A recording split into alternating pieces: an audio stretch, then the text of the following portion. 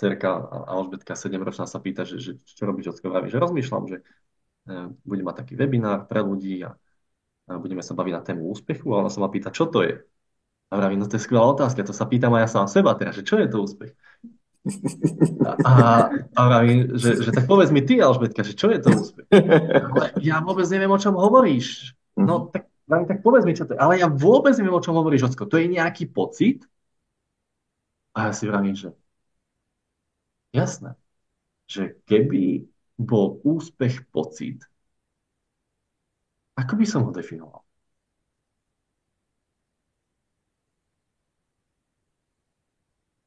A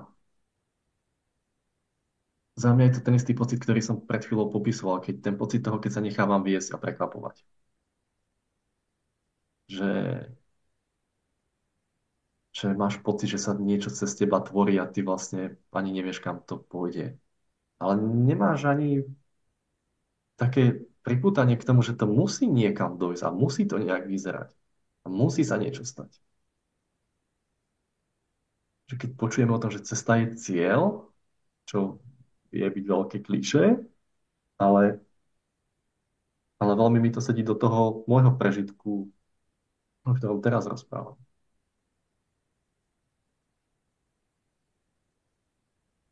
A dobrá správa na tom je, že Kristinka, vidím, si sa predtým hlásila a potom si zmizla, tak prihlásim k tebe. A že, že ten pocit, že na ten nemusíme čakať. Na to, kým niečo vznikne v tom svete, kým niečo zanecháme, kým niečo vytvoríme, tak to chce čas. Ale na to, aby som cítil pocit toho, že sa veziem na akejsi vlne, tak ten je k nám v dispozícii každý jeden moment. A keď sa na tej vlne veziete, tak tipujem, že fakt nemáte žiadne premýšľanie nad tým, či sa vám darí a či ste úspešní alebo nie ste úspešní. Ten pocit je tak naplňajúci, že akékoľvek premýšľanie a hodnotenie je vlastne úplne zbytočné.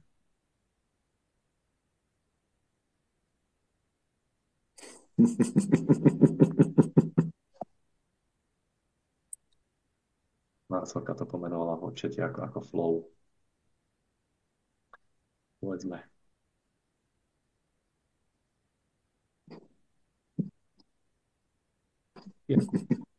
Co říkáš? Díky. Je tam niečo, čo ti nejak dotieklo z toho ešte, čo sme sa bavili?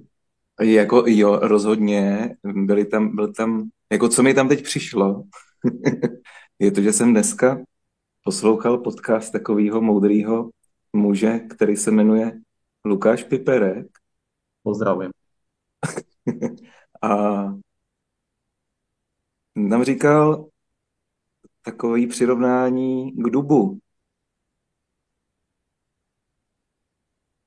Jakože dub vyprodukuje prostě desítky tisíc těch žaludů, ale prostě vyklíčí jich, já nevím, třeba 3.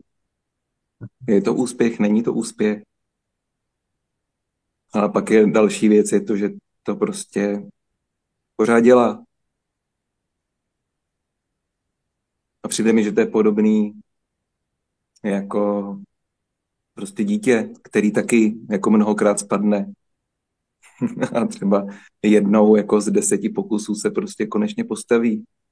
A je to úspěch, není to úspěch.